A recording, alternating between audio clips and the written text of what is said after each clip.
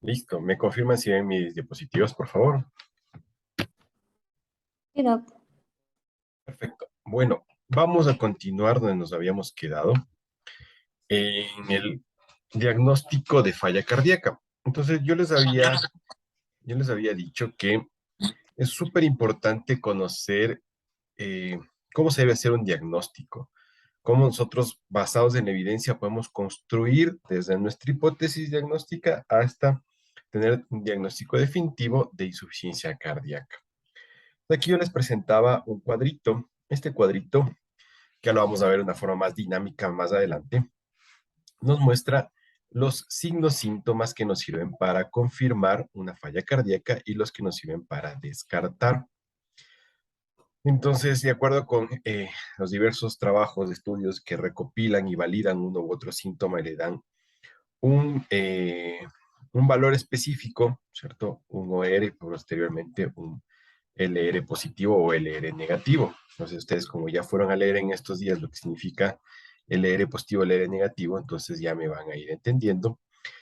Entonces, poco a poco nosotros revisamos. Fíjense que si nosotros en el examen físico de mi paciente encuentro que tiene el ápex desplazado, la posibilidad post-test de que ese paciente tenga una disnea de origen cardíaco me sube más o menos el 16%, 16 veces, con una especificidad del 0,95.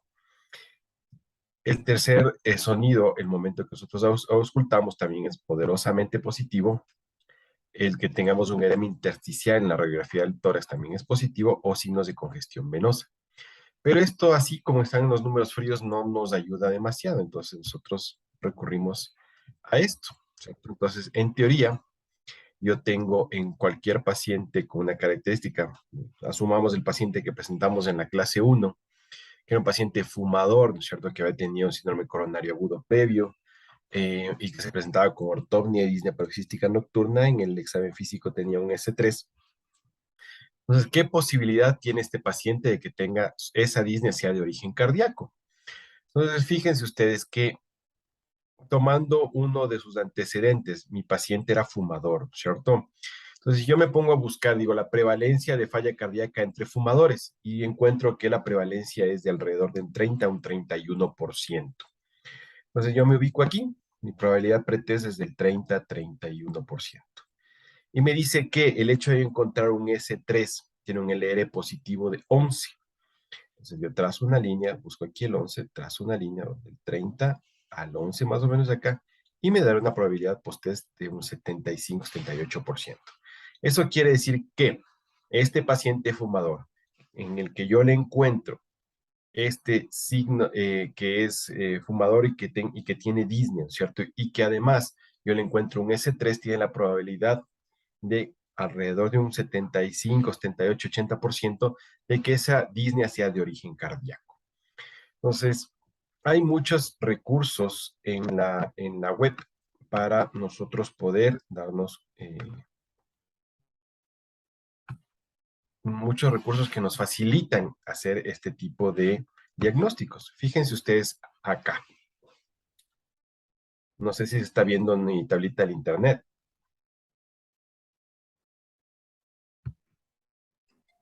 Está el link, Doc. Creo que tiene que ¿Dónde darle está el la link? opción Ya, de entonces cambiar vamos de... acá. ¿Ahora apareció? Sí, Sí, una tabla donde está aquí arriba, a la parte superior izquierda, dice NNT, ¿verdad?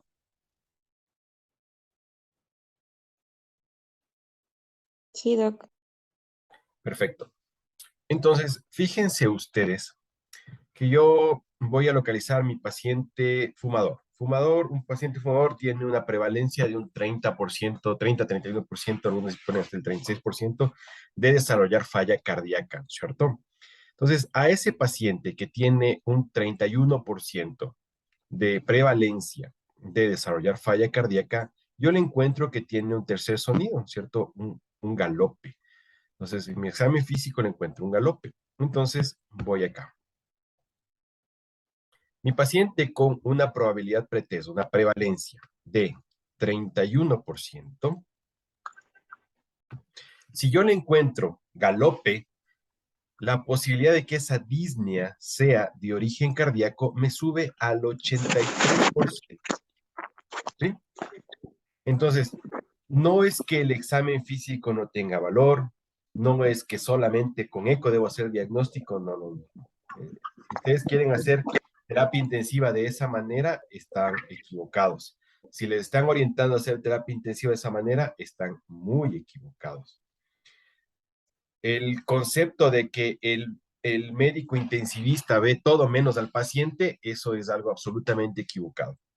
Y sí, desafortunadamente hay una gran tendencia de compañeros que llegan medio sin tener historia clínica, no le examinan al enfermo, ven la bitácora, le meten el eco y les pido por favor que apaguen sus micrófonos.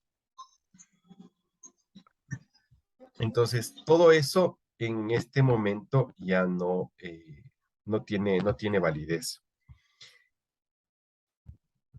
Como ustedes ya se habrán dado cuenta, cuando revisan un enfermo crítico, ustedes deben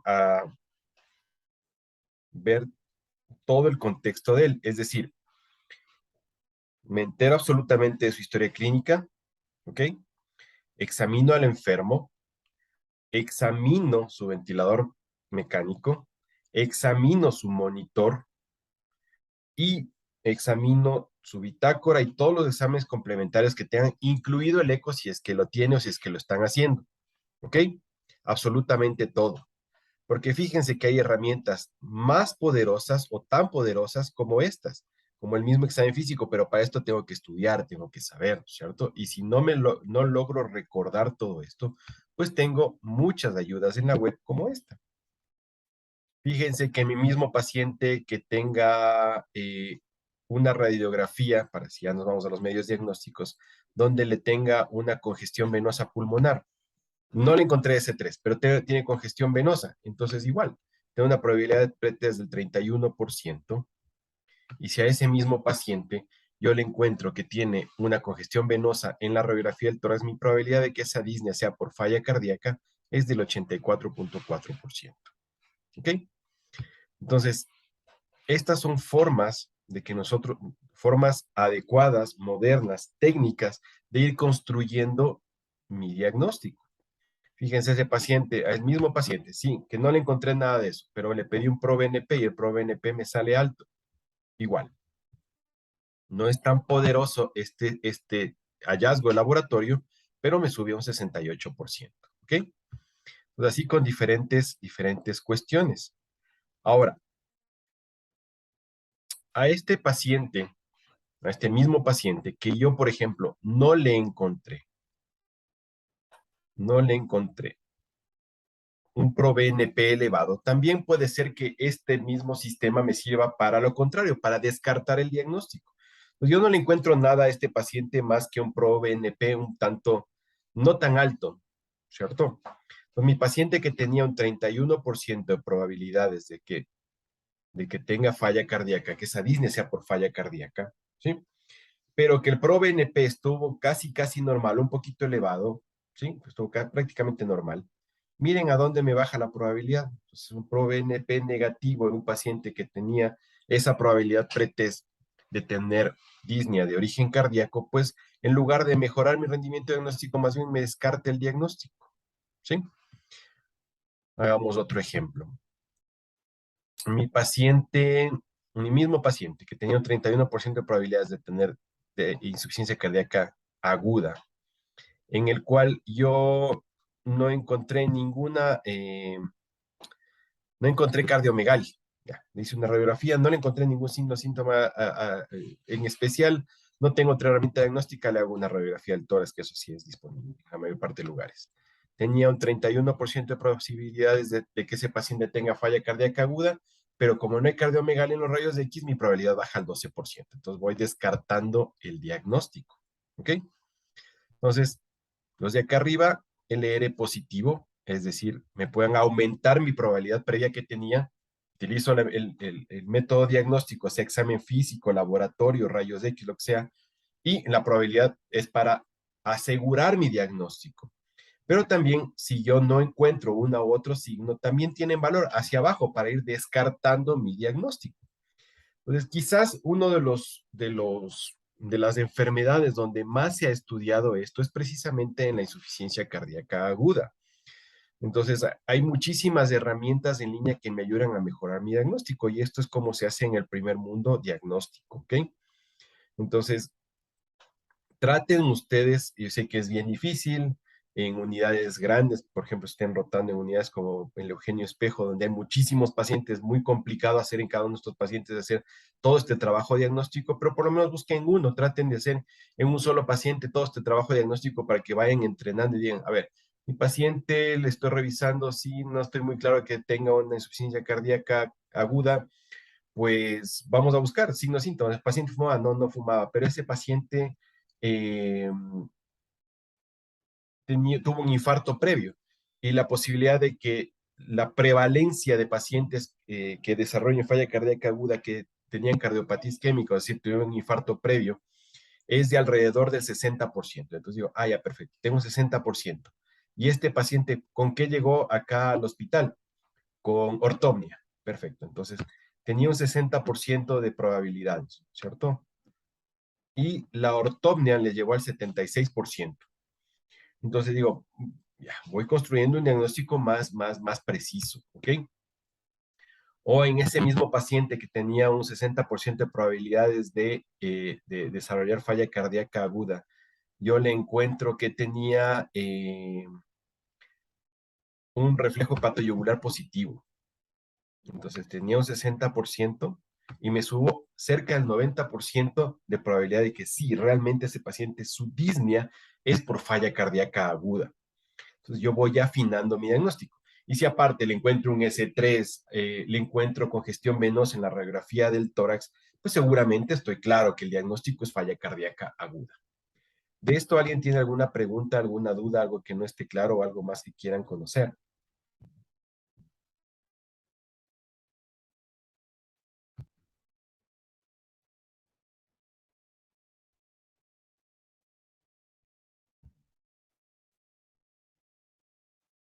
No, Doc, sí nos podría compartir el link, tal vez.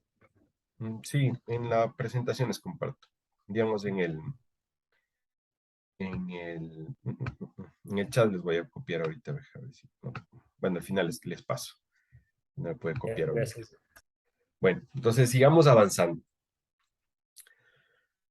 Fíjense ustedes que una vez que yo ya tengo claro mi diagnóstico, entonces yo necesito estructurar un plan de manejo. Lo más importante en terapia intensiva, creo yo, para el manejo de los pacientes es que todos tengamos listos un plan. La terapia intensiva no funciona como los pacientes en piso. Los pacientes en piso, excepto algunas instituciones privadas, funcionan en cámara lenta y donde un médico tratante establece un plan y hay un residente que cumple el plan durante todo el día. En la terapia intensiva no, porque ustedes saben que en la mayoría de lugares donde se hace terapia intensiva en serio, hay médicos tratantes que cumplen horarios para hacer cobertura 24/7. Entonces, esos médicos tratantes tienen que ir transmitiendo la información correctamente a uno y otro turno. ¿Por qué? Porque el trabajo en estos pacientes es continuo, ¿sí? Tiene que ir eh, cumpliéndose planes. Por eso es que cuando uno pasa visita en la mañana, establece en la evolución el plan de manejo de ese enfermo. Pero planes de manejo que sean concretos, reales y reproducibles. No van a poner vigilancia hemodinámica, vigilancia respiratoria, vigilancia renal. Eso no es plan. Eso es parte de estar en una terapia intensiva. El plan es, por ejemplo, en mi paciente quiero balance negativo. Entonces, el médico que está en la noche va a ver la bitácora y dice, este paciente está teniendo más aporte que salida, entonces necesitamos ajustar para lograr el plan de balance negativo. Este paciente requiere destete linotrópico, entonces en mi plan yo iré viendo estrategias suficientes para ir destetando el linotrópico. En mi plan está que este paciente debe ser compensado y revisado el potasio porque estoy depletando volumen con furosemida. Entonces, ese va a ser mi plan de manejo. O este paciente tiene que en la tarde hacerse curva de troponinas porque probablemente necesite un cateterismo cardíaco. Entonces, ese es el plan de manejo. No vigilancia respiratoria, vigilancia hemodinámica. Eso no es plan. Eso hace enfermería en cuidado directo. Ellos están cuidando que el monitoreo sea el correcto, que ese es la esencia de estar en terapia intensiva. Eso no es plan. Entonces, fíjense acá, cómo se establecen los tiempos y las formas de manejo sugeridas, ¿no es cierto?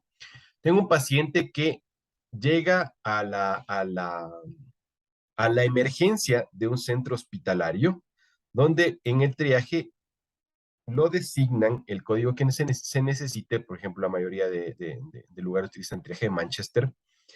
Entonces, vemos signos, síntomas en la sala de emergencia.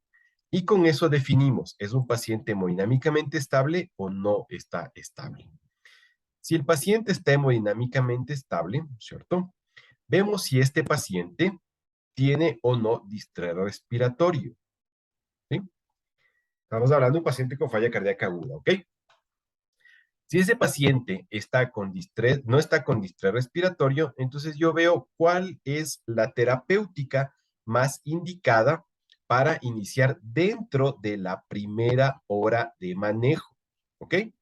Que puede ser vasodilatadores, diuréticos para viendo si tiene signos de congestión o no, o hipertensión para tratar de descongestionar a este enfermo que viene en insuficiencia cardíaca aguda.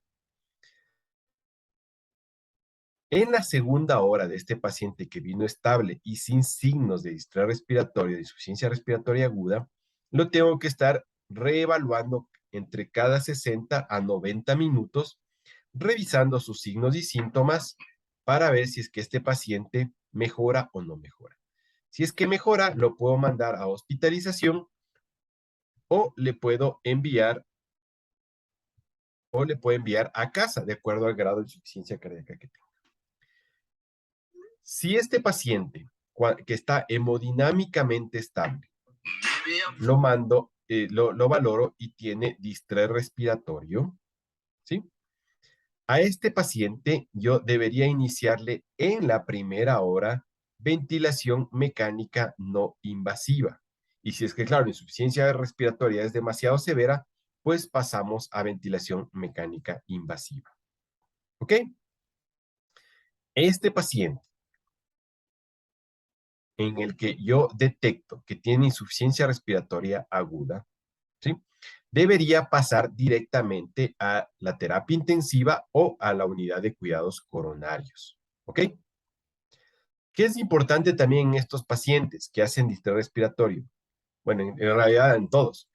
Que yo esté muy claro en que si esta descompensación aguda de su falla cardíaca tiene que ver o no con un infarto agudo del miocardio. Y si lo compruebo, pues dentro de la primera hora, ese enfermo tiene que estar en el laboratorio de cateterismo cardíaco. Y luego de ese cateterismo, pues debería ir a terapia intensiva o a unidad de cuidados coronarios. Esto es súper importante. Fíjense que lo hemos hecho en la primera hora. Es diferente cuando el paciente está hemodinámicamente inestable, ¿sí? Está hipoperfundido, hipotenso. En este paciente, yo lo tengo que evaluar y determinar si tiene choque cardiogénico o es una falla cardíaca con bajo gasto, ver en qué cuadrante se encuentra. Y de todas maneras, este paciente tiene que ir a una unidad de cuidados coronarios o una unidad de cuidado intensivo, pero siempre confirmando, descartando en la primera hora de si tiene un infarto agudo del miocardio. ¿Sí? Entonces, fíjese, normalmente un paciente debería en la primera hora estar resuelto todo esto, debería estar acostado en terapia intensiva con cateterismo cardíaco hecho si es choque cardiogénico por infarto agudo del miocardio. ¿Alguna pregunta de esto? ¿Alguna duda?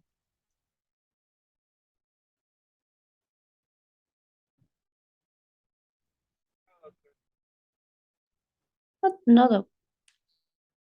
Ya, permítame un segundo.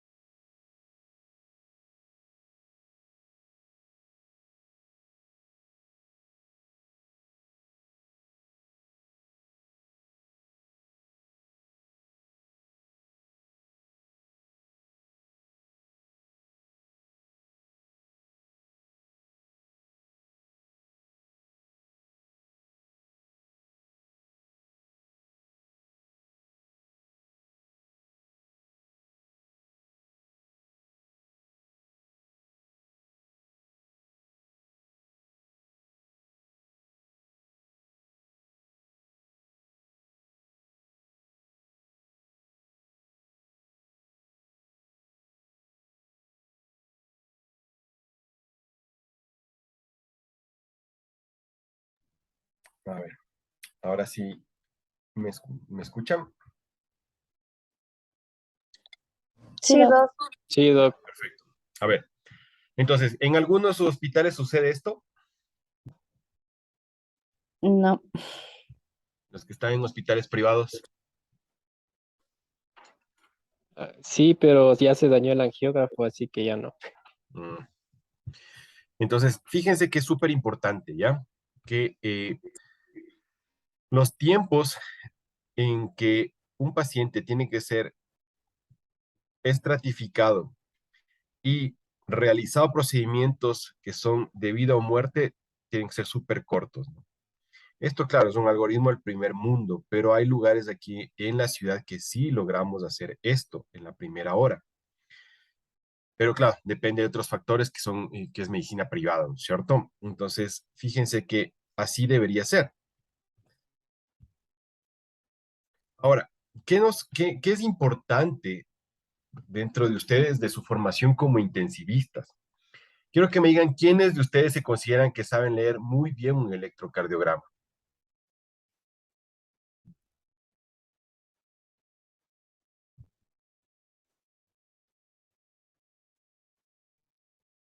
¿Alguien? ¿Alguien que haya cursado, haya rotado o trabajado en cardiología?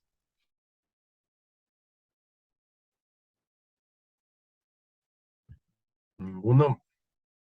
Y No, Doc. esa es una deficiencia habitual de los intensivistas, ¿no? Que tenemos muchos problemas con los electro. Y creo que la formación médica en general, nuestro pregrado es muy deficiente. Entonces, Todo eso es fibrilación auricular. exactamente, esa es una fibrilación auricular. Entonces, esto siempre es un problema y no debería suceder. El intensivista tiene que manejar muy bien el electrocardiograma. No hay pretexto para no hacerlo. No se vayan a convertir en intensivistas derivólogos que hasta quieren que el cardiólogo suba a ver el electrocardiograma. Así no funciona esto, no debe funcionar. Entonces, claro, ese es un electroconfiguración auricular, pero hay ondas que llaman la atención, ¿cierto? Fíjense. Pero, ¿qué tanto puede uno determinar que realmente en medio de una taquicardia, de un ritmo irregular, el ST sea correctamente relacionado con una isquemia? Entonces, por eso es que uno debe ser muy fino en el diagnóstico, debe saber muy bien el electrocardiograma.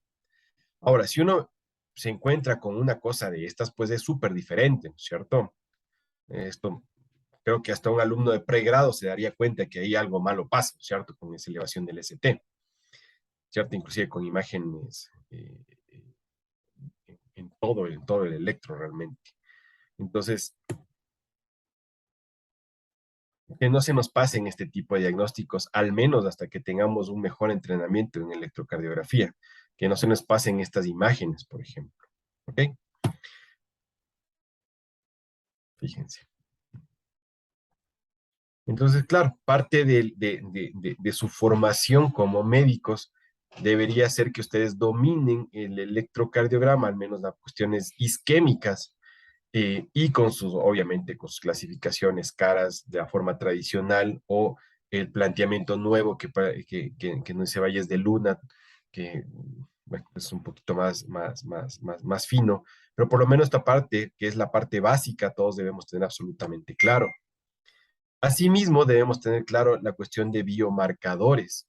¿Qué tanto nos sirven? Nos sirven para hacer diagnóstico, seguimiento, porque nosotros podemos encontrar en laboratorio un montón de cosas. ¿Qué valor tienen? ¿Cuánto nos predicen? ¿Cuánto no nos predicen? Eso hay que irlo leyendo porque se va actualizando continuamente. Pero fíjense, biomarcadores ustedes tienen para falla cardíaca, fíjense la cantidad que tienen y no le van a pedir todo eso porque todo en medicina cuesta, nada es barato. Y nosotros que estamos acostumbrados a hacer una medicina pública, donde en teoría no le cuesta al paciente, pero nos cuesta a todos, eh, ¿no es cierto? No debemos abusar de este tipo de cosas, ¿ok? Entonces, mucho cuidado de abusar o no de estas cuestiones. Cosas importantes que hay que saber es que hay una cuestión, hay algunos de los marcadores, de los biomarcadores que están ampliamente estudiados. El BNP, ¿cierto? O ahora más actualmente el ProBNP-NT, que son básicamente péptidos que son liberados por los ventrículos o por las cavidades cardíacas cuando, como una respuesta al estrés parietal. Nosotros, por eso revisamos desde el principio, ¿cierto? Cuando yo les decía, hay un estrés parietal cuando aumenta la precarga, que hace que la fibra se elongue para ganar fuerza de contracción. Entonces, cuando hay ese estiramiento, ese estrés parietal, ¿cierto? Se libera el ProBNP. Y este péptido liberado a la circulación es medible. Entonces, en la medida que se van estirando estas fibras, nosotros vamos teniendo ProBNP, ¿no es cierto?, en nuestra sangre y lo podemos medir, ¿ok? Ahora, a nosotros nos sirve con método diagnóstico, ¿ok? Pero es una forma en la que nuestro cuerpo intenta defenderse. Como nosotros ya vimos en la fisiopatología, ¿cierto? Acuérdense de este cuadrito azul. ¿Ok? Finalmente, lo que intenta hacer el cuerpo es retener líquidos y aumentar la precarga. ¿Para qué? Para ganar fuerza de contracción. Eso nosotros ya vimos. Entonces, una forma también de protegerse de eso cuando ya hay mucho estiramiento de la fibra es producir ProBNP. ¿Por qué? Porque causa natriuresis, diuresis, vasodilatación y relajación del músculo liso. Es un mecanismo de defensa de nuestro cuerpo que nosotros lo podemos medir para tener una idea de cuánto se está elongando esa fibra, cuánto estrés tiene esa fibra y probablemente un mecanismo, ese mecanismo compensador que tiene nuestro cuerpo esté generando ya esté al límite. Va subiendo, va subiendo, va subiendo. Quiere decir que hay más elongación de fibra, hay más liberación de ProBNP, porque el cuerpo siente que debe liberar más líquido porque está congestionado, entonces va subiendo, subiendo, subiendo, subiendo. Entonces, fíjense que todo tiene su razón de ser, porque sería más fácil decir, bueno, métodos diagnósticos, radiografía de tórax, ProBNP, ta, ta, ta, ta, ta, ta, ta. Así estamos acostumbrados nosotros a aprender la medicina toda en memoria. Pero si ustedes razonan que este ProBNP viene del elongamiento de la fibra, que ya vimos al principio, que es una respuesta normal de nuestro cuerpo, nosotros nos vamos a dar cuenta que decir, oye, este paciente ya elongó suficiente su fibra, seguramente no va a responder, no va a ser necesario ponerle más líquidos. No, pues que todavía responde, pero fíjate que ya esa fibra está tan elongada que el cuerpo está diciendo, hey, necesito orinar, estoy con mucho líquido, necesito hacer diuresis, necesito vasodilatarme, tengo demasiada carga, tengo demasiado estrés parietal, para. No, pero todavía responde, no, ya, para. ¿Ok? Entonces, es una forma de avisarnos, es una forma de nosotros podemos cuantificar cuánto estrés parietal tiene ese ventrículo. ¿Ok? Entonces, habitualmente en un paciente que tiene edema agudo de pulmón, yo le puedo medir el ProBNP y si está muy elevado, digo, hey, tengo demasiado estrés parietal, seguramente este paciente está congestionado. ¿Ok? Ahora, si fuera solamente así, sería maravilloso, pero también hay factores que pueden modificar el ProBNP, ¿sí? Que son de distintas etiologías que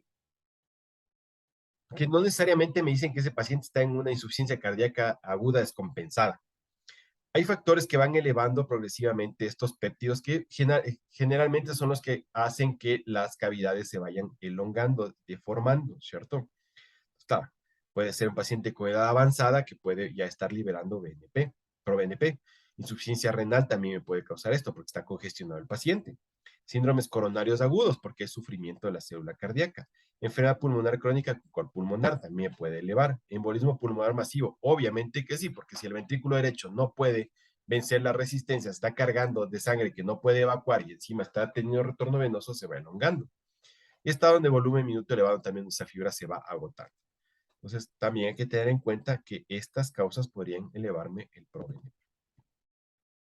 Diagnóstico diferencial de este paciente, 1.000.000 de cosas. Entonces, como ese tipo de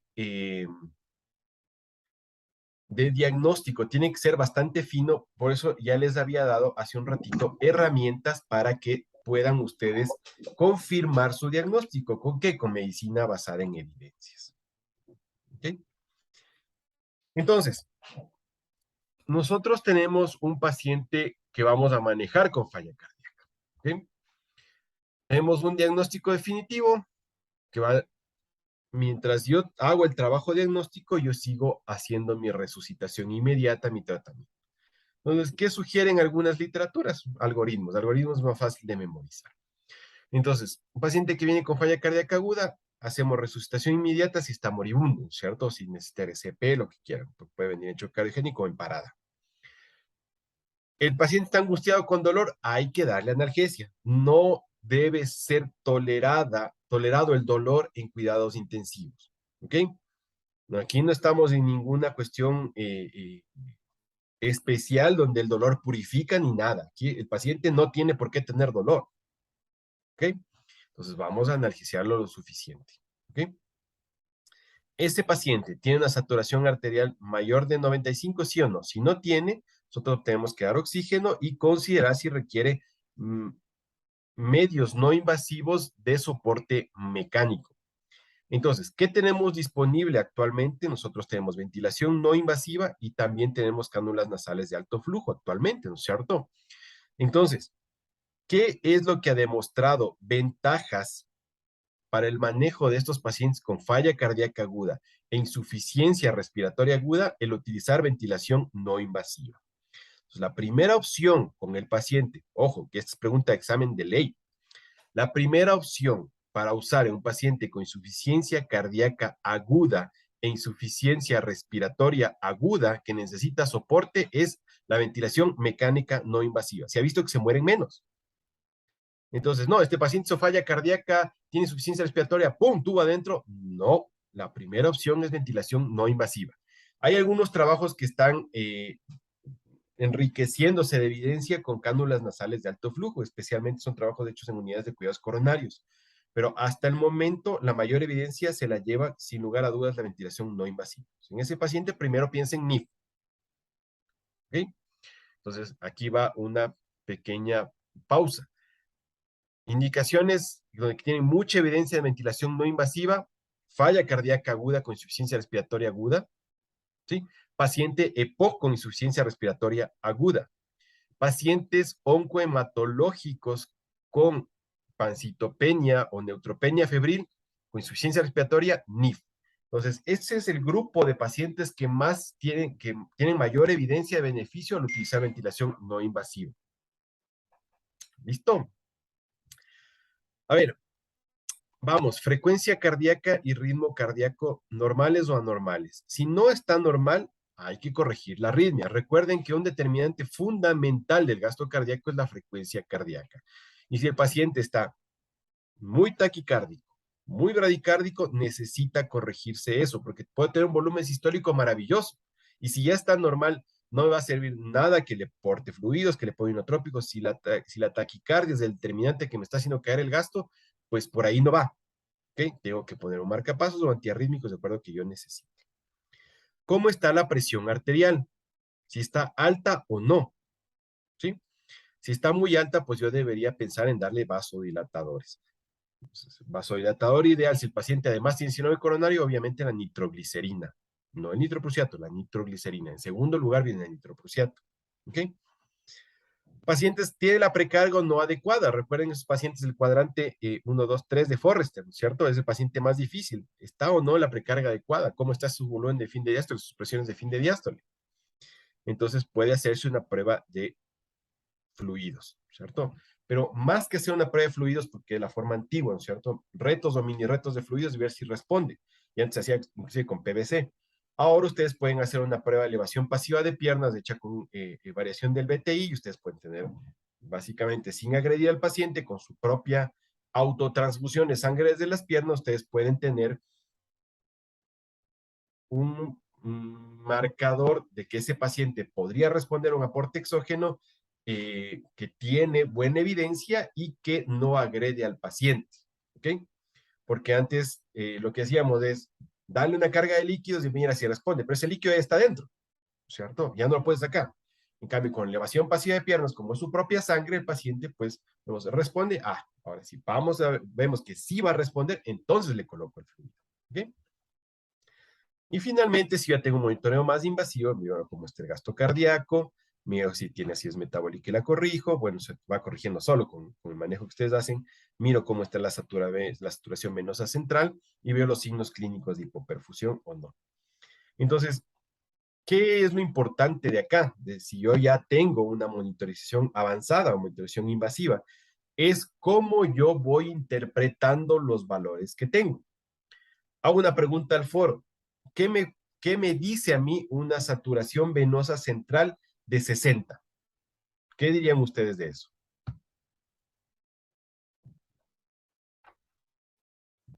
Probablemente que le falte volumen al paciente. ¿Ya? ¿Están de acuerdo?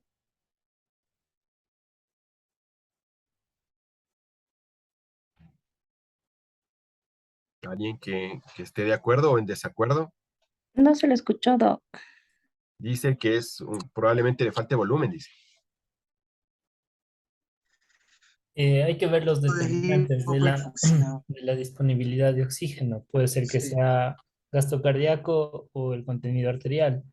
Entonces, si es que es gasto cardíaco, habría que ver si es que es precarga, contractilidad o, bueno, las resistencias. O bien si es que es cantidad arterial de oxígeno, que tendríamos que ver el transporte y la saturación de oxígeno, básicamente. Pero si es que descartamos que todo está bien y el paciente es un paciente con insuficiencia cardíaca y los otros determinantes no están fallando, podría ser que está fallando la bomba. Ya, correcto. Entonces, eso es lo correcto. Decir que por un valor, sea saturación venosa central, saturación venosa mixta, eh, lactato, decir que a ese paciente le falta fluidos es un error muy frecuente que cometemos los intensivistas y eso no es adecuado. Entonces, yo tengo que valorar esa saturación venosa en el contexto de mi paciente. Entonces, ¿qué es lo que los algoritmos de manejo recomiendan? Tengo saturación venosa baja, perfecto. Entonces, me fijo, ¿ese paciente es respondedor o no a fluidos todavía? Pues, le hago una maniobra de valoración de la precarga, una valoración dinámica. Uno. Entonces dice, ¿sabes qué? Sí, la precarga ya no es un respondedor, perfecto, no es por ahí. Entonces, miro el transportador, cómo está la hemoglobina de este paciente, porque incide muchísimo en la saturación venosa central. Dicen, no, sabes que este paciente está anémico, entonces por ahí va. Entonces, primero corrige la anemia, ¿cierto? Y una vez que eso ya está bien, entonces digo, a ver, este paciente tiene problemas realmente del flujo, entonces me fijo a ver cómo está el delta de CO2 y algunas otras cosas más, ¿sí? Entonces, esa construcción tengo que ir haciendo, porque también lo que pasa y que no se sienta mal el compañero que dijo, le falta fluidos, eso es como nos van enseñando a veces, pero no es lo adecuado. Entonces, yo tengo que ir construyendo con todos los datos que tenga, voy construyendo mi diagnóstico. Entonces, un valor aislado, aunque sí se ha visto que la mayoría de estos pacientes pueden tenerlo bajo, probablemente no sea solamente eso, sino que tenga que ver con otros factores que yo tengo que ir confirmando o descartando. Entonces, para eso ustedes están en la guardia, para ir poco a poco construyendo el diagnóstico de su enfermo. Listo. Entonces, ¿qué fármacos utilizar en este paciente? ¿Qué es lo mejor? ¿Ok? Entonces, si el paciente está o no hipoperfundido, está con presión normal o presión anormal, alta o baja, porque la particularidad de este paciente con insuficiencia cardíaca aguda descompensada es que puede tener presión alta, normal o baja.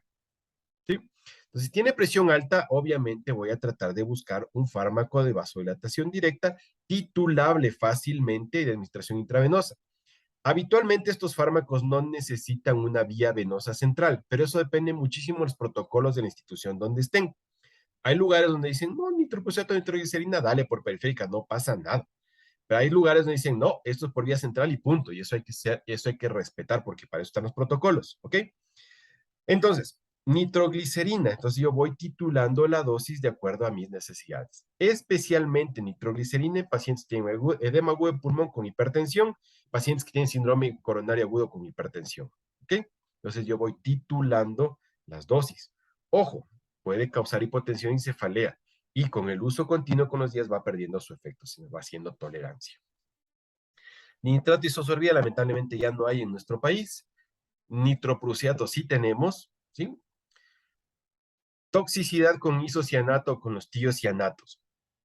¿Alguien conoce de esto? ¿Quién me puede decir cómo se puede identificar a un paciente que hace intoxicación por tiocianatos se convierte finalmente en cianuro? ¿Quién me puede decir esto? ¿Alguien sabe cómo se identifica cuáles son las características de un paciente intoxicado por tiocianatos o cianuro?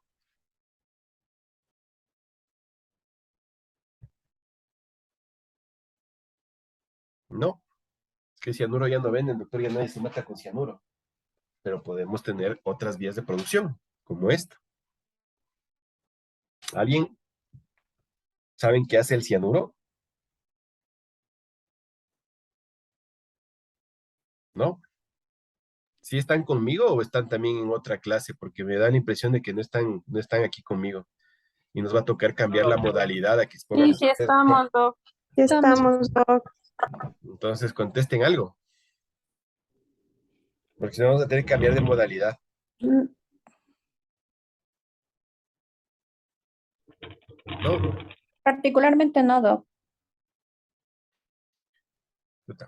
Bueno, verán, es extremadamente raro que alguien haga intoxicación por tiocianatos y finalmente por cianuros. ¿Sí? ¿No? Bueno, es particularmente raro, difícil de ver.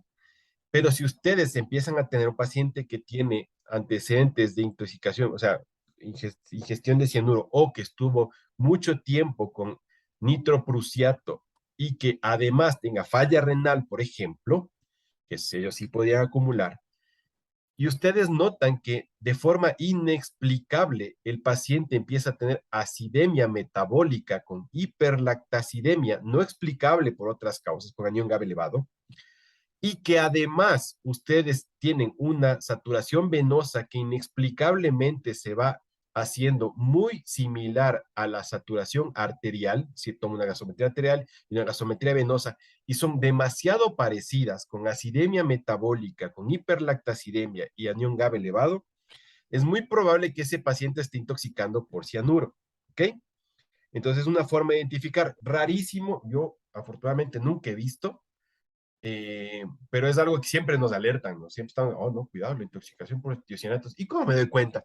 Si ustedes hacen esa pregunta, raro que les contesten, pero ustedes ahora ya saben cómo identificar, ¿ok? Entonces, este otro fármaco no disponemos de nuestro medio. Y claro, cuando el paciente tiene hipotensión, nosotros vamos a hacer la elección de diferentes fármacos que tengan acción vasoactiva o vasoactiva más inotrópica. Entonces, fíjense ustedes, aquí nosotros tenemos la adrenalina, que tiene modo de acción sobre los receptores alfa y beta, ¿cierto?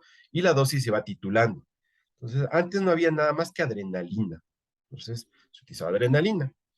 ¿Cuál es el problema de la adrenalina? Que produce taquicardia, algunos tipos de taquiarritmias, ¿sí? Produce hipertensión arterial, puede producir mucha ansiedad en el enfermo, está despierto, necrosis si se extravasa y sobre todo aumenta muy importantemente el lactato y la glucosa. ¿Ok? Entonces este paciente típico que le das adrenalina empieza a hacer taquicardia, taquiarritmias, empieza a hacer hiperlactacidemia, es metabólica y además hiperglicemia. Mucho cuidado con la adrenalina. Y esta no se debería pasar por vía periférica. ¿Ok? En infusión. La noradrenalina, que ustedes ya la conocen muy bien, que la utilizan todos los días, tiene afinidad sobre alfa y beta 1. En menos medida produce arritmias, en algunos pacientes bradiarritmias inclusive, hipertensión arterial, ansiedad también, y necrosis si hay extravasación. Ahora, hay un trabajo hecho en pacientes con choque séptico que les pueden utilizar hasta 72 horas la noradrenalina por vía periférica. Y bajo ese pretexto, muchos médicos meten noradrenalina y le tienen ahí y en la emergencia o en el piso y le suben la terapia intensiva y le dicen, ¿por qué? Pues una vía central. No, es que como ahora hay como poder periférica. Cuidado, un ratito. El trabajo en el que está basado esto de darnos la adrenalina por periférica es un trabajo hecho y supervisado por enfermeras expertas en el tema, donde el paciente tiene una vía venosa gruesa antecubital y que está con un protocolo estricto de supervisión. ¿Sí? Entonces, no es que ahora le tengo puesto una vía 24 en el dedo. Ah, no, es que si hay como por periférica. Así no juega esto. Mucho cuidado. Las necrosis que producen la extravasación de norepinefrina son muy importantes y pueden terminar en consecuencias demasiado graves para las extremidades de los enfermos. Pues mucho cuidado con eso, porque ahora con el pretexto de que, no, es que ya salió un trabajo que dice, ¿leyeron el trabajo? ¿Saben en qué condiciones se debe administrar? Mucho ojo con eso. Isoproterenol no tenemos desafortunadamente, dobutamina, que es lo que más tenemos, ¿cierto? Mucho cuidado con la dobutamina, porque es proarrítmico por excelencia, ¿sí? Muchos de los cirujanos de corazón la detestan porque produce muchas taquiarritmias la dobutamina, entonces hay que tener muchísimo cuidado con ella.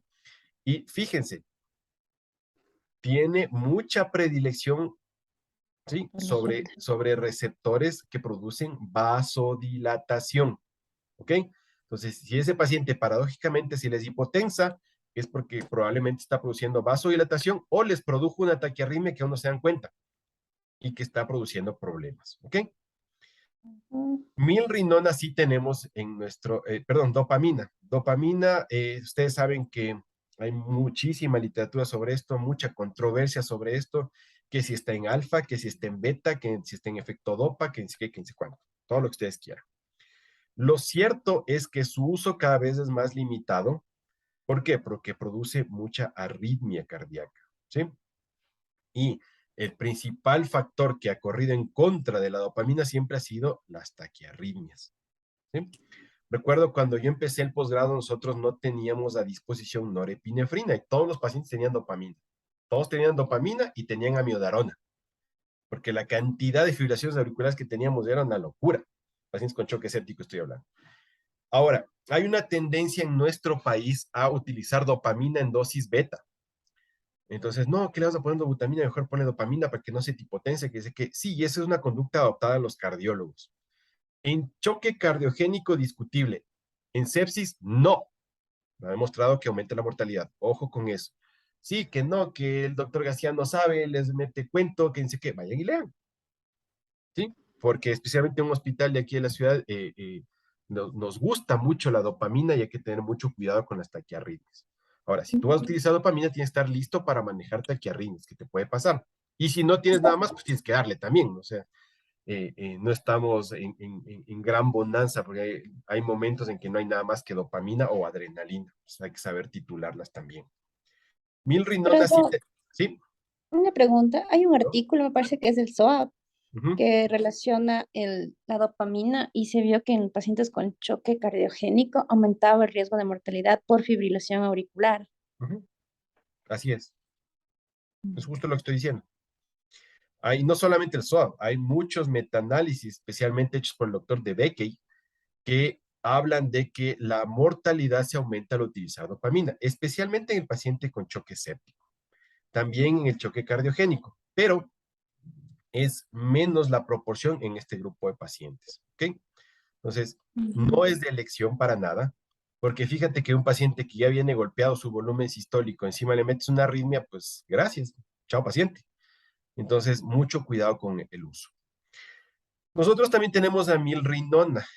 Sí está disponible en nuestro medio de milrinona, no en todo lado, pero realmente es un fármaco de elección cuando tienes un problema de inotropismo, pero además tiene una virtud que nos ayuda con vasodilatación del sistema arterial pulmonar. Entonces, en muchos de los pacientes que tienen hipertensión arterial pulmonar es como una de elección el utilizar milrinona. ¿Qué les digo yo? Un paciente con falla del ventrículo derecho, con hipertensión pulmonar por una tromboembolia pulmonar, como puente hasta que le hagas fibrinolisis o trombectomía mecánica.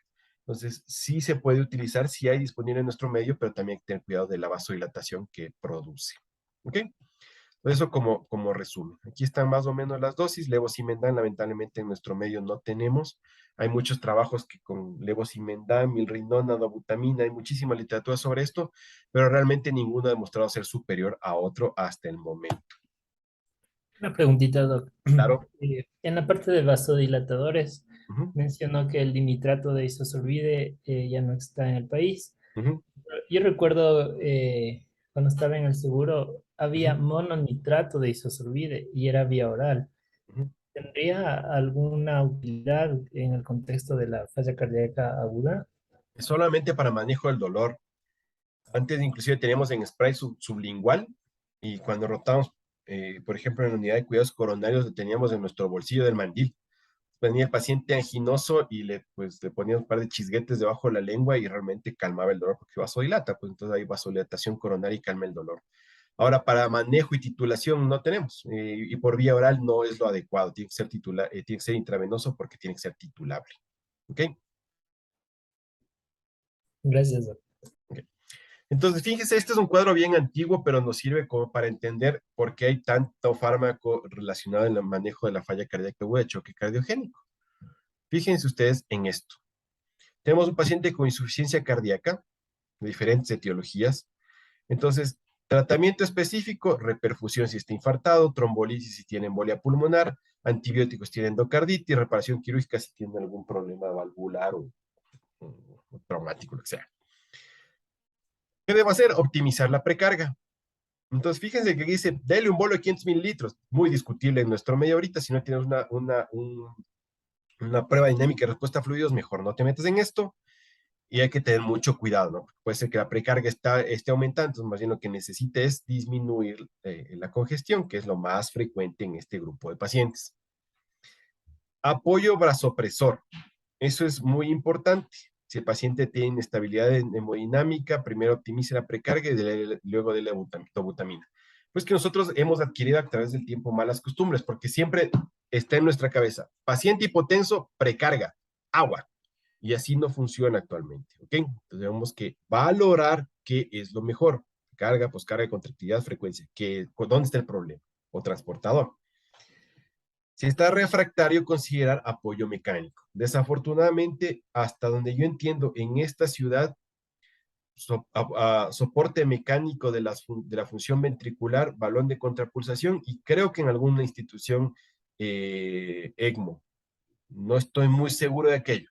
Sé que en Guayaquil sí hay terapias de soporte mecánico con ECMO, un programa bien establecido, de transporte inclusive en la clínica Guayaquil donde hacen trasplante cardíaco actualmente, porque he conversado con la cardióloga responsable de todo esto, que nos dio inclusive con una charla que yo les mandé el link de invitación, pero no asistieron. Eh, pero creo que tenían alguna clase, alguna cosa así. Pero el soporte mecánico debe estar en las instituciones de tercer nivel, eso es indispensable. Nosotros ahora tenemos solo balón de contrapulsación intraórtica y el balón de contrapulsación solamente como terapia puente hasta que hagamos algo más, con evidencia discutible además, pero utilizar, por ejemplo, dispositivos centrífugos de asistencia mecánica derecha-izquierda o combinadas, pues es lo que se utiliza en el mundo actualmente, pero nosotros no tenemos. Optimizar postcarga, considerar vasodilatadores, cardioversión o marcapasos de acuerdo a la situación, hemodinámica y optimización de interacción cardiopulmonar. Esto vamos a ver en una clase específica de interacción cardiopulmonar, pues no vamos a entrar en mucho detalle acá, pero quiero que vean esto. Si ustedes se fijan en esta cuestión de tratamiento o manejo, está todo lo que hablamos al principio. Precarga, poscarga, contractilidad, frecuencia cardíaca. ¿Sí? Entonces, para poder manejar adecuadamente este paciente con insuficiencia cardíaca aguda, yo tengo que estar claro cuáles son las determinantes del volumen sistólico y del gasto cardíaco. Porque haciendo ese esquema en mi cabeza, yo puedo ir optimizando los tratamientos y no me olvido. ¿Ok? Ahora, este paciente que me llegó no solamente hipotenso, sino hipoperfundido, que está en choque cardiogénico, ¿qué debo hacer con él? Si este paciente viene por una causa de infarto agudo del miocardio, tengo que ir a un laboratorio de cateterismo urgentemente. ¿Sí? Lo más importante en él es restablecer la circulación coronaria. Porque como les había dicho, ese paciente no va a poder compensar esta cuestión de o sea, es decir, sus mecanismos de defensa, que es elongar fibra y mejorar la contracción, ¿sí? O esas zonas que están hipoperfundidas que no pueden hacer este trabajo, pues si yo no lo restablezco, el flujo coronario no va a funcionar. Entonces, ¿cuál es la característica de la reserva sistólica? En que la miofibrilla esté intacta. Entonces, si no está intacta y sigue sufriendo hipoflujo coronario, pues no va a haber mecanismo de compensación. Entonces, si yo veo que este paciente tiene alguna lesión, una complicación mecánica de este infarto cardíaco, tiene que ir a la sala de operaciones. Raro esto, porque no identificamos pronto, porque las manifestaciones de los problemas mecánicos cardíacos por infarto no son fáciles de hacer, y a las manifestaciones clínicas no son tan rápidas en nuestro medio. Bueno, en nuestro medio generalmente. Entonces hay que tener mucho ojo clínico y mucha acuciosidad para poder llegar a estos diagnósticos. Y habitualmente ya los encontramos en una etapa semiaguda donde el cirujano cardíaco dice un ratito que se me fue el cuadro y lo opero. Si no, es imposible. No es culpa de ellos, si dicen las guías. Si tengo distrés respiratorio, pues ustedes ya saben que el modo de elección es ventilación no invasiva. Y esto, les repito, de ley va a ser pregunta de examen. Si el paciente tiene injuria renal aguda, pues tenemos que hacer optimización hemodinámica valorando perfectamente precarga, poscarga, contractilidad, frecuencia cardíaca, transportadora dentro de todo eso de la precarga especialmente, cuidados nefrotóxicos y considerar terapia de reemplazo de la función renal de forma temprana. Mucho ojo con esto. Ahora hay técnicas que son se llevan muy bien con el paciente crítico, especialmente las terapias continuas, la hemodiafiltración veno-venosa continua, realmente va muy bien con los pacientes que están extremadamente graves, extremadamente críticos. No hay un montón de evidencia todavía, porque está trabajando en ese hecho, y hay nefrólogos que realmente son artistas en ese sentido, les va muy bien porque conocen mucho de hemodinamia, entonces les va súper bien. No les va muy bien cuando es una diálisis convencional a un paciente que está en choque cardiogénico, nunca le va bien. Entonces hay que tener cuidado con la elección de la terapia de reemplazo de la función renal. Si el paciente sigue con hipoperfusión y lactato elevado, pues yo ya debo ir aumentando en mi tipo de monitoreo. Entonces, ya le hice monitoreo mínimamente invasivo o no invasivo, entonces voy aumentando mi tipo de monitoreo. Utilizo los drogas que necesite, inotrópicos, vasodilatadores, vasopresores. Si el paciente está estable, pues yo sigo titulando las dosis. Si está inestable, yo debo utilizar un soporte mecánico univentricular, biventricular o membrana de circulación extracorpórea. Seguramente con la elección va a ser venoarterial, que sirve para hemodinamia. Entonces, aquí hay un algoritmo de manejo con lo que les encanta y les va encantando. Llegan y todo el mundo quiso ser cardiólogo, pero tocó hacer intensivos, entonces una forma de apegarse a eso es hacer ecocardiograma o porque esté de moda. Pero si ustedes ya tenían una noción de qué van a buscar, porque ya saben las bases fisiológicas y fisiopatológicas de la insuficiencia cardíaca, ya les dio el doctor Maldonado las bases fisiológicas y fisiopatológicas del monitoreo, entonces yo ya sé por qué voy a hacer ecocardiograma, que es maravilloso hacer ecocardiograma, nos abre las luces lo que está pasando, pero teniendo el fundamento básico. Entonces, una vez que ya tienen fundamento básico, vayan y hagan todo lo que puedan. Es perfecto, es adecuado, está bien, pero conociendo qué voy a buscar y por qué voy a buscar. Entonces, fíjense en este paciente, primer paso, obviamente el ABC, vamos a ver cómo está su vía respiratoria, vamos a ver cómo respira y su circulación. Entonces, ya pongo una vía venosa y hago exámenes de laboratorio y un electrocardiograma. Primer paso en estos pacientes. Segundo paso, ¿tiene dolor?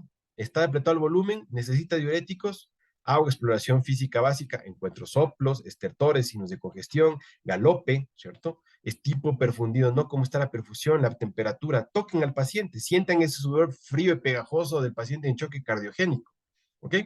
Veamos la frecuencia cardíaca, ¿cómo está? ¿Qué fármaco está tomando? ¿Alguno de estos fármacos puede incidir en esa frecuencia? Es habitual encontrar a adultos mayores intoxicados por betabloqueantes y hacen hipoflujo por esos betabloqueantes. Mucho cuidado. Y pido una radiografía del tórax, ¿cierto? Entonces, en ese momento yo hago una valoración complementaria. Le pido una gasometría arterial, le pido una gasometría venosa, hago una glucosa. veo si no está anémico, veo cómo está la coagulación. Muchos de estos enfermos vienen tomando anticoagulantes orales. Veo cómo está el sodio y el potasio, porque de pronto está haciendo arritmias por falta de potasio, por falta de calcio, por falta de magnesio, que son frecuentes. ¿Ok? Le pido un dímero D, le pido un ProBNP, le veo cómo está la función urinaria y le mido el lactato. ¿Ok? Entonces, luego que ya tengo todo esto, salto al siguiente paso. Le pido un ecocardiograma. ¿Ok? Entonces voy correlacionando todo lo que va llegando del laboratorio. Entonces, en este paciente, mido cómo está el lactato. Si el lactato está de normal a moderadamente elevado, de 2 a 5, ¿no es cierto? Veo cómo está su presión arterial media. Si la presión arterial media está entre 70 y 100, yo me fijo cómo está el ecocardiograma, la fracción de eyección. Aquí yo tengo una observación a este algoritmo, que siempre lo repito. No es exactamente lo de la FEBI, ¿sí? Como ya les expliqué, es preferible ver cómo está el volumen sistólico y cómo reacciona el volumen sistólico a los cambios de la precarga y la poscarga, ¿ok? Entonces, si este paciente tiene un problema de contractilidad, no precisamente con FEBI, ¿sí? Entonces yo elijo un fármaco, un inotrópico. Acá otra observación, acá están con levosimendan, porque es un algoritmo donde se utiliza levosimendan. Nosotros tenemos acá dobutamina. Y dependiendo de la etiología, yo sigo trabajando con este paciente en el manejo, y si no es suficiente con el inotrópico y le sumo un vasoactivo y no es suficiente con eso, pues tengo que ir a medios mecánicos. ¿Ok? Si ese paciente tiene un lactato intermedio también con hipotensión, puedo utilizar dobutamina con noradrenalina, ¿sí? Mucho ojo con las arritmias, y con el ecocardiograma urgentemente hecho, pues veo si tiene algún problema mecánico que requiera solución, o si es que tiene una isquemia, porque estoy viendo que se está quedando un segmento de la pared, entonces voy a eso. Y mucho cuidado con esto. Cuando uno empieza a hacer eco y dice, no, ve, este segmento del ventrículo izquierdo no se contrae bien, está akinético. Ojo, no es tan sencillo ver los segmentos. A veces me dicen, no, vea, todo esto está isquémico, todo esto no se mueve bien. Entonces el paciente tiene un infarto del tronco de la coronaria izquierda. No, solo tiene ente anterior. Entonces no puede ser que no se mueva todo. Entonces, tiene que tener correlación el río coronario con los segmentos que ustedes ven en el ecocardiograma. Entonces, sí pasa a menudo que viene el cardiólogo y dice que no se mueve nada. Deja ver. Dice, no, no es eso. El infarto tiene descendente anterior, entonces los segmentos que ocupa la descendente anterior son los que no se mueven. Y lo demás es un artefacto de cómo pusiste la mano nada más. Entonces, mucho cuidado con eso, por eso no es tan sencillo. ¿Ok? Si el lactato está muy elevado y está hipotenso en este paciente, aquí dice valorar fluidos, no dice poner fluidos, ¿ok? Valorar fluidos, dobutamina, norepinefrina, ecocardiograma urgente, hay que ver por qué está ese shock refractario. Podría ser porque tengo un taponamiento, mucho ojo con eso, hay que resolverlo urgentemente. Ahora dicen, no, vamos con saturación venosa central, no solamente con lactato. Entonces, esto es lo que habitualmente vemos en los trabajos hechos en sepsis también, ¿no? Menos 65, vamos a ver el lactato. Más de 65, ¿cómo está la presión? ¿Tiene una presión normal? Veamos cómo está la contractilidad. Aquí no es FEBI, realmente es la contractilidad. Entonces, más que se aprendan este cuadro como tal, es que ustedes se vayan fijando que vamos añadiendo elementos a nuestro manejo. Entonces, pedí una batería básica de exámenes y según cómo se me va moviendo el lactato, según cómo se me va moviendo la saturación venosa, yo voy buscando cuál es el elemento que puede estar afectando. Entonces, nada más como para guiar, veamos, paciente hipotenso, normotenso, hipotenso, normotenso. Aquí no estamos hablando de pacientes hipertensos porque es choque cardiogénico. Entonces, cada institución tendrá su algoritmo de acuerdo a los recursos que tengan. Por ejemplo, yo les puedo decir, habrá un hospital que diga en este paso 3, pongo un catéter de flotación en la arteria pulmonar. No, doctor, eso ya no se usa, que es que en mi institución dice así y uso. Habrá instituciones que digan, no, no le pidas nada de esto, dale directo el eco. Yo estoy en contra de eso, pero pues si su protocolo dice así, pues hágalo, ¿cierto? Pero lo más importante de todo esto, y que quiero que les quede muy claro, es que ustedes como médicos intensivistas traten de reunir todos los elementos de juicio que tengan desde la historia clínica, el examen físico y cualquier dispositivo de monitoreo que tengan para construir su hipótesis diagnóstica, la etiología de la falla y el plan de tratamiento que van a hacer. ¿Ok? Entonces, para todos los gustos, con saturación venosa, con lactato, con eco, con Swan-Ganz, con cualquiera de ellos, ustedes construyan mentalmente su algoritmo para ir trabajando y vayan reuniendo todos los elementos de juicio para poder llegar al diagnóstico y tratamiento. Ahora, hay tratamientos farmacológicos y no farmacológicos, como ya vimos, pero hay indicaciones de que ese paciente ya no es soportable con fármacos y necesita soporte mecánico. Desafortunadamente, como les dije, no hay mucha disponibilidad en el mundo de soporte mecánico, peor en nuestro país. ¿Ok? Entonces, hay algunas indicaciones para soporte mecánico. Por ejemplo, que el paciente además tenga insuficiencia respiratoria aguda. Entonces, ahí se valorará si el paciente necesita un ECMO, y el ECMO por excelencia en hemodinamia es un veno arterial, no así en problemas respiratorios puros, donde habitualmente van mejor con un veno venoso. Pero eso ya iremos viendo, y si en algún momento tienen la oportunidad de manejar un ECMO, pues sería maravilloso. Pero aquí están simplemente algunas indicaciones de soporte mecánico. Como forma general, ¿qué debemos saber nosotros de estos sistemas de soporte? Es que depende mucho del tipo de flujo que den a la circulación. Como ustedes saben, nosotros tenemos un sistema de flujo pulsátil, ¿cierto? Que va según cómo va latiendo nuestro corazón. Ustedes alguna vez han visto un cerebro, digamos, un cráneo abierto, una cirugía cerebral. Ustedes se van a fijar que el cerebro está todo el tiempo latiendo, ¿cierto? Es un sistema pulsátil. Entonces, ¿qué será lo más fisiológico? Que los sistemas se acerquen mucho a ese sistema pulsátil, ¿ok?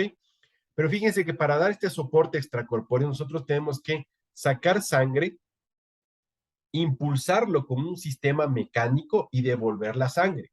Ahora, si en medio de todo esto yo logro poner una membrana de oxigenación, una membrana de remoción de CO2 o un sistema de filtro como la hemoperfusión, perfecto.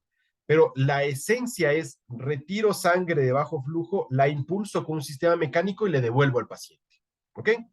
Entonces, hay diversos sistemas. Hay bombas de flujo continuo, ¿sí? Que en lugar de ese flujo pulsátil, da un flujo continuo, que no es lo más fisiológico. Por eso soporte a corto plazo. Son fáciles de usar, los más baratos, requieren obviamente nutrición continua y se puede hacer a pie de cama. Los sistemas pulsátiles, ¿sí? Que sirven, que tienen más cercano a lo fisiológico, pues son fáciles de usar, no son muy caros, requieren monitorización continua y se puede hacer a cabecera del paciente y pueden dar soporte a corto plazo y pueden ser para ventrículo izquierdo o derecho, depende las marcas, ¿cierto? Pueden ser soportes intracorpóreos, pueden ser implantables inclusive, ¿sí? Estos sistemas implantables han generado mucha diversidad de criterios en países del primer mundo. ¿Por qué? Porque ustedes saben que conseguir un trasplante cardíaco es bien difícil en todo el mundo, más en nuestro pobre país. Pero hay algunos pacientes que en los países del primer mundo les pusieron sistemas implantables intracorpóreos de soporte mecánico. Y esos pacientes fueron evolucionando, se fueron a su casa con su sistema implantable y han pasado muchos años con sus sistemas, obviamente se van cambiando las baterías, y esos pacientes no han requerido, o sea, requieren un trasplante cardíaco, pero no ha llegado. Y han vivido bien varios años con estos sistemas implantables. Entonces dicen, ¿qué posibilidad es que ese paciente se mantenga con este sistema implantable mucho más tiempo? Pues no es que ellos han querido que se mantenga mucho más tiempo, sino que les ha tocado porque no ha llegado un trasplante. Pero han visto que estos sistemas pueden ser utilizados a largo plazo. ¿Ok? ¿Cuándo le doy el alta a mi paciente? Pues esto no nos compete mucho a nosotros porque esto básicamente es ya en cuidados de hospitalización, pero lo que ustedes tienen que saber es que primero que la causa que llevó a insuficiencia cardíaca está resuelta y segundo que nuestro paciente no necesite más ni soportes, ¿sí?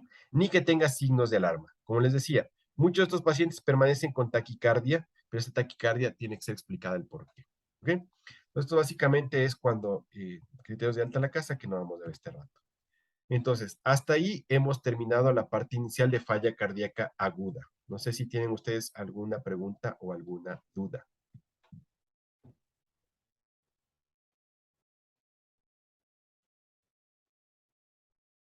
¿Listo? Bueno, sí, ¿Cómo diga. hacer eso para dar el alta de UCI, como la UCI hospitalización? Ya. Eso Depende sí del sitio, podemos saber. depende del sitio donde estés. A ver, ¿qué te digo yo? Yo trabajo en un lugar donde nosotros hacemos cuidado intensivo exclusivamente, no hacemos cuidado intermedio. Cuidado intermedio lo hace otro grupo de médicos. Entonces, ¿qué te digo? Tengo un paciente con infarto agudo del miocardio, choque cardiogénico.